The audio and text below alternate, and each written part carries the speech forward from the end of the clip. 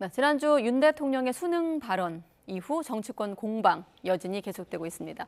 특히 여당을 중심으로 고액 연봉의 이른바 일타 강사를 직격하는 목소리가 나오면서 논란이 또 다른 방향으로 이어지는 모양새입니다. 여야 대표가 교섭단체 대표 연설을 통해서 던진 메시지도 이목을 집중시키는 데는 성공을 했지만 실현 가능성엔 의문이 나오고 있습니다. 정치큐 오늘은 조경태 국민의힘 의원 또 이상민 더불어민주당 의원 두 분과 함께하겠습니다. 안녕하십니까? 안녕하세요. 네, 안녕하십니까?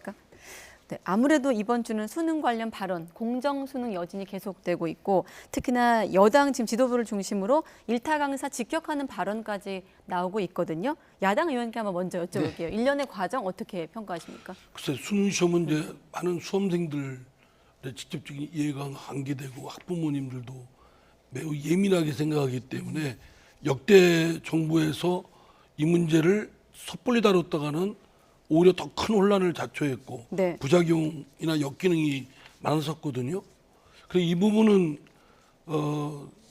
당연히 그런 중요한 문제이고 예민한 문제이고 파급 효과가 크기 때문에 네. 그런 만큼 아주 신중하게 또 전문가들의 여러 의견 또 여러 시뮬레이션을 해보고 해야 되는데 그냥 대통령 한마디로 뭐 이게 수능 시험이 어떻다 뭐 쉽다 어렵다 문제로 되고 뭐 물수능이니 뭐 그러다가 지금은 또 이제 사교육 뭐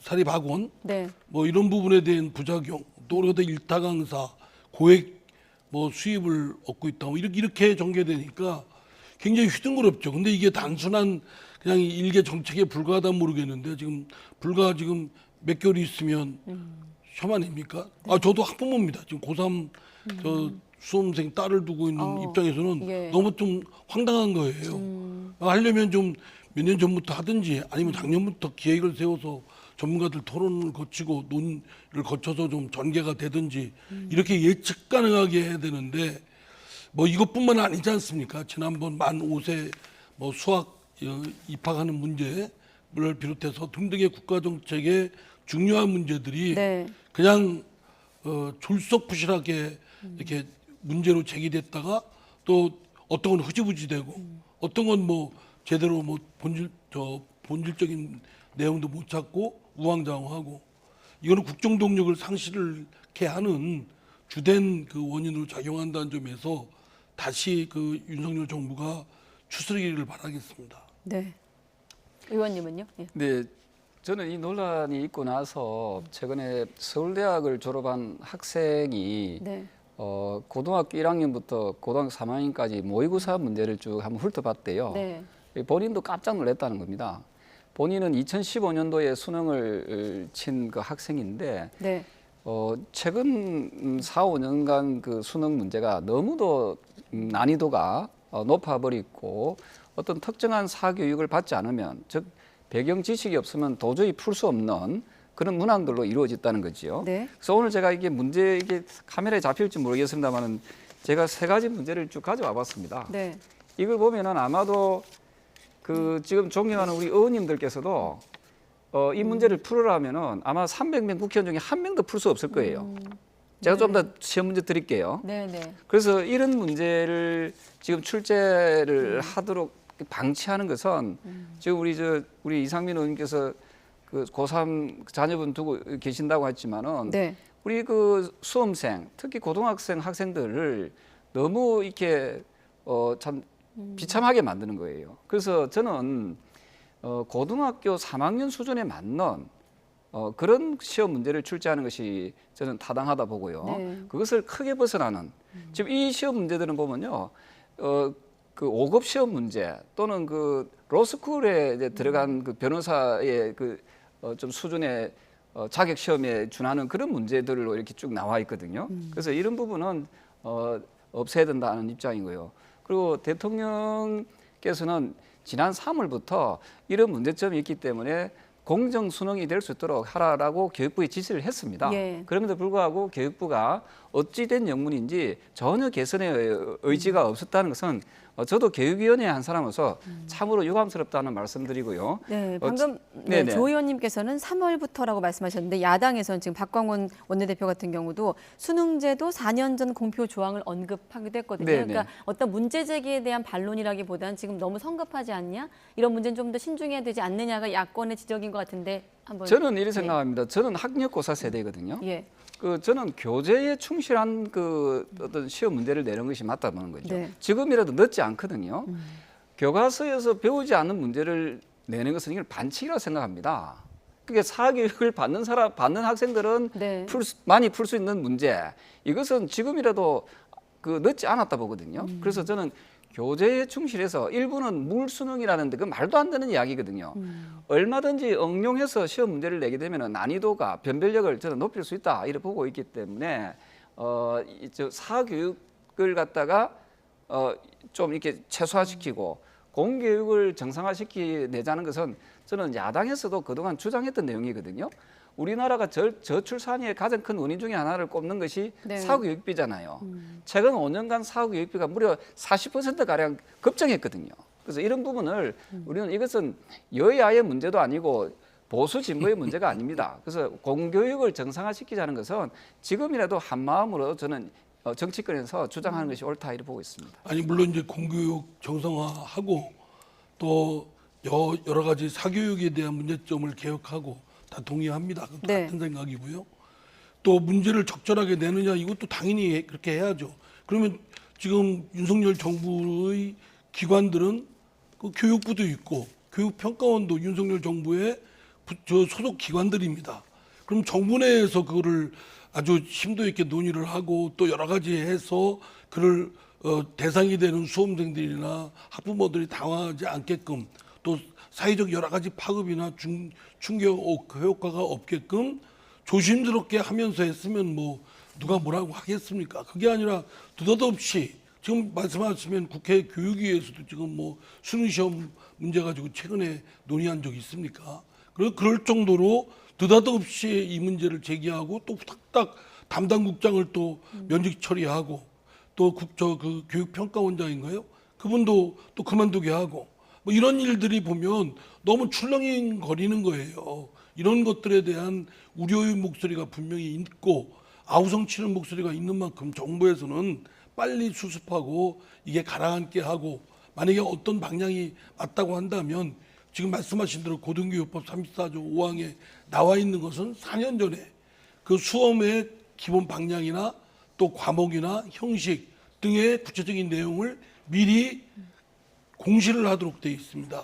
그 뜻은 수험생들 또 학부모들 또 학교 일선에서 네. 그 교육 현장에서 전혀 동요 없이 이것들에 대한 준비를 하고 평가를 제대로 받을 수 있도록 하라라는 뜻이 담겨 있기 때문에 윤석열 정부에서는 그 뜻에 충실하게 따라야 된다고 생각합니다. 저는 조금 전에 민주당에서도 인정을 했지만 공교육을 정상화시키자 하는 부분에 대해서 제가 좀 더 구체적으로 좀 더 적시하겠습니다만은 그 법안도 발의하고 이래 했거든요 민주당에서. 네. 지금 와서 윤석열 대통령이니까 윤석열 정부니까 못 해주겠다 안 하겠다라는 어떤 느낌으로 들리거든요. 그리고 아직까지 시기적으로 5개월이 남았습니다. 지금 얘기하는 것은 시험 문제를 교재를 충실히 해서 교재를 충실히 한 사람들이 학생들이 문제를 풀 수 있도록 하자는 것은 극히 상식적인 이야기거든요. 5개월이면 충분하다고 충분하죠. 우리가 제가 그도 말씀을 드렸지만은 학력고사 세대에 있었던 분들 중에서 전국 수석했던 학생들의 그때 인터뷰에서 뭐라고 했습니까? 자신은 교재에 충실했습니다 하거든요. 사교육을 받은 적이 없다고 이야기하거든요. 그런데 지금의 우리 그 수능은요, 사교육을 받지 않으면 절대로 1등을 할 수 없는 이런 상황이 왜곡돼 버린 거죠. 그래서 저는 지금이라도 우리나라의 교육 전문가들이 많이 계시지 않습니까? 네. 그런 또 경험들이 많이 바탕이 된 분들이 많이 계신다고 보고 저는 교재에 충실한 그런 그 수능 문제를 통해서 정말 반칙이 아닌 정말 실력으로서 자기 실력으로서 저는 대학의 입시에 응할 수 있는 그런 시스템이 돼야 되고 야당도 이 부분에 대해서는 저는 공교육 정상화라는 그런 그 큰 목표하에서 좀 함께 좀 동참했으면 좋겠습니다. 아니 그러니까 이거 시험제도의 시행은 정부가 할 수 있는 거예요. 뭐 야당의 동의를 받을 필요도 없고 법안도 아니기 때문에. 그러나 저희들은 불과 5개월 남겨놓고 이런 문제를 큰 파도를 출렁이게 하니까 문제 제기를 당연히 하는 거죠. 그리고 교육 현장에서는 이거에 대해서 걱정하는 목소리도 있고 또 수험생들 중에 상당수가 걱정하니까 야당으로서는 이 목소리를 대변하는 겁니다. 그러니까 네. 이 야당의 목소리를 발목 잡는 거라고 생각하지 마시고요. 발목 잡는 것도 아닙니다. 그냥 지적하는 건데 그 부분에 대해서 좀 그 윤석열 정부가 국정을 펼쳐가는 데 있어서 이렇게 느닷없이 갑자기 문제 제기하고 갑자기 대통령 한마디에 모든 게 출렁이는 이런 것들은 매우 바람직하지 네. 않다. 좀 더 듣고 싶은데 다른 질문이 있기 때문에 짧게만 여쭤보면 느닷없이 이렇게 표현하셨는데 지금 여권의 논리는 이권 카르텔을 지적하면서 이제 일부 강세 막대한 이익은 범죄란 논리인데 시간을 갖고 논의한다면 논의 자체는 필요하다고 보십니까? 아니 그건 뭐 저 사회적 부작용이나 있다든가 역기능이 예. 있다든가 이런 것들은 해야 되겠지만 곧바로 뭐 형사처벌한다든가 뭐 이런 것들이 그게 근거 조항이 있다면 모르겠는데 예. 이렇게 즉흥적이고 그냥 저기 하는 방식은 적절하지 않다는 말씀입니다. 알겠습니다. 그리고 또 이번 주 교섭단체 대표 연설도 있었습니다. 여야 대표 모두 특권을 좀 내려놓자의 취지를 각각 제안을 했거든요. 불체포 특권 포기가 하나, 또 의원 정수 축소. 둘 다 진정성 있는 제안이라고 보십니까? 저는 없다고 생각합니다. 둘 다? 뭐 뒤에 김기현 대표가 이야기한 것은 계속적으로 정수 축소를 이야기했기 때문에 네. 그것은 약간의 진정성은 있다고 보고요. 근데 앞서 이재명 더불어민주당 대표가 연설했던 불체포 특권 내려놓자는 것은 네. 버스 지나가고 난 다음에 이야기거든요. 본인이 그 체포 동의안이 국회에 왔을 때 부결시키지 않았습니까? 네. 그래서 저는 시계 바늘을 돌려가지고 가면 다시 이재명 그 체포 동의안에 대해서 국회에서 뭐 물론 일사부재리의 원칙에서 안 되겠지만 할 수만 있다면 다시 해서 그러면은 체포 동의안을 갖다가 가결시키고는 하든지 해야 되고요. 또 하나가 이 불체포 특권을 내려놓겠다는 의미는 뭐냐면은 국회의원이 가지고 있는 정치인이 가지고 있는 특권을 내려놓겠다는 거거든요. 근데 정치인이 가지고 있는 가장 큰 특권 중에 하나가 보니까요. 죄를 지었거나 기소를 당했으면은 말단 공무원, 구급 공무원들도 보면은 그 직무 정지가 됩니다. 그죠? 공직에 있는 사람들은. 네. 그런데 이 정치인들은 보니까 국회의원들은 보니까 이 기소가 됐는데도 지금 직무 정지가 안 되고 있어요. 이게 가장 큰 특권이라 생각하거든요. 그래서 이재명 더불어민주당 대표가 대표 연설에서 불체포 특권에 대해서는 특권 내려놓기겠다는 진정성을 가지려면은 지금 당장 당 대표로서의 직무를 갖다 내려놓을 수 있느냐? 아마 못 내려놓을 걸요. 그래서 저분은 입만 열면 거짓말하는, 입만 열면은 그 자기 변명하는 그런 어떤 그런 변명에 저는 그 대마왕이다 이런 생각을 해요. 그래서 국민들 역시도 저분의 얘기는 콩으로 팥으로 그 뭐 팥죽을 만든다 해도 팥으로 팥죽을 만들지 그럼 뭐. 아니 팥죽을 만드는데도 저 사람 말은 안 믿는다 이 말입니다. 저 사람 말을 믿지 않는다. 그런 저는 생각을 하고요. 이게 헌법에 보장돼 있어서 그런지 민주당 안에서도 좀 생각이 다른 것 같고요. 이재명 대표 제안에 대해서. 뭐 지금까지 이제 그 민주당의 여러 생각들이 있습니다만 네.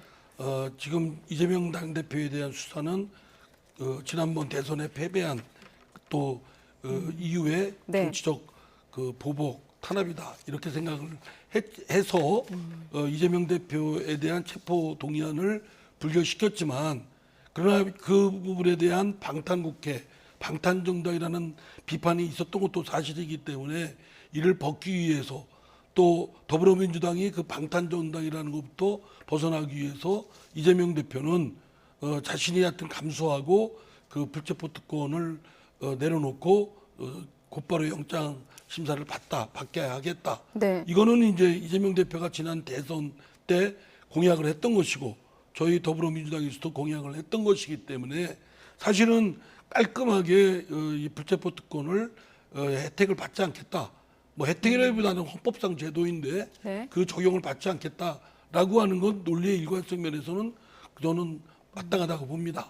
네. 그래서 지금 어쨌든 그 이재명 대표가 불체포 특권 문제와 관련해서 더불어민주당이 방탄 정당 또 국회가 방탄국회에 휩싸이는 부분을 풀려고 하는 그거에 대해서는 평가받아야 되고 또 잘한 결정이라고 생각됩니다.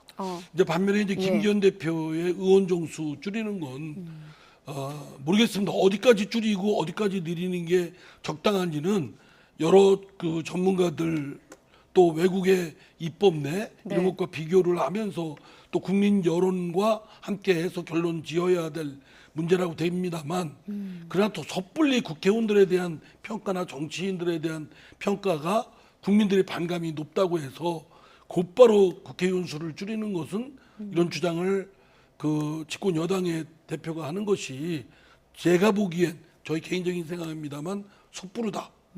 전혀 뭐 숙성된 논의의 끝에 나온 것도 아니고 지금 국민의힘에서 그런 것에 대한 논의가 되었던 것도 아니고 안철수 의원께서 대선 나갔을 때 한번 그 문제 제기를 공약으로 했나 문제 제기를 했던가 했을 때 여론의 반론이 상당히 거셌거든요. 뭐 그러고 나서 쑥 들어갔습니다. 근데 갑자기 또 이번에 김기현 대표가 그런 주장을 하는 것은 어느 보로 보나 그 수능 시험 대통령이 언급한 것 못지않게 좀 불쑥불쑥 뜬금없이 그런 좀 국정에 좀 난삽함을 보는 것 같아서 좀 안타깝습니다. 불쑥불쑥 또 숙성되지 않은 논의라고 하셨는데 어떻습니까, 의원님? 이 연설 전에 당내 의견 수렴이 좀 있었나요? 예, 물론입니다. 제가 원래 그 당대표 출마했을 때 3패 정치개혁을 이야기했거든요. 그중에 첫 번째가 불체포 특권과 면책 특권을 폐지하자 하는 거고요. 또 하나가 뭐였는가 하면은 의원 정수, 비례대표 폐지를 포함해서 의원 정수를 갖다가 좀 줄이자, 대폭 줄이자 그런 주장을 했는데요. 미국하고 우리나라하고 정치를 보면 우리가 미국보다 정치를 잘하는 편은 아니잖아요. 미국은 그 유권자 60만 조금 넘는 숫자에서 한 명의 국회의원을 뽑거든요. 근데 우리나라는 보면 17만 명당 유권자 17만 명당 한 명이에요.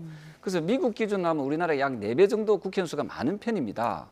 근데 정작 정치는 완전히 정말 국민들한테 나쁘끄러울 정도로 이 정치를 엉망을 하잖아요. 그래서 저는 기본적으로 우리가 정치인들이 가지고 있는 가장 또 특권 중에 하나를 꼽아라면요, 의원 정수라고 생각하거든요.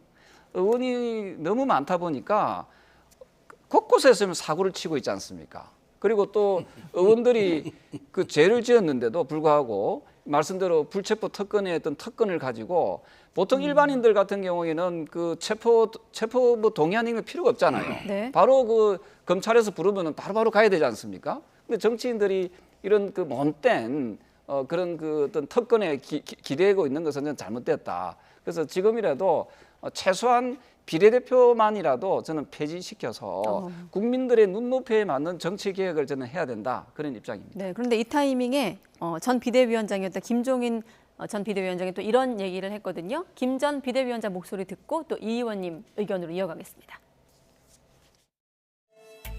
이 사람들이 지금 이 정치개혁이라는 게 뭔지를 모르기 때문에 정치개혁이라는 게 본질적으로 정치인들의 자세부터 고쳐야 되는 거예요. 그런 건 하지 않고 느닷없이 뭐 다른 할 말이 없으니까 저 의원 정수를 갖다가 10% 줄이겠다. 그게 대체 국민 생활에 무슨 의미가 있다. 국회가 제대로 기능을 못하니까 국회의원들 세비도 주지 말자는 이런 것이 이제 일반 국민들의 여론이니까 그걸 받아들여 가지고서 정치인이 그것이 무슨 대단한 얘기처럼 하는 건데 나는 그게 별로 정치에서 가장 유치한 사고방식이라고 생각한다.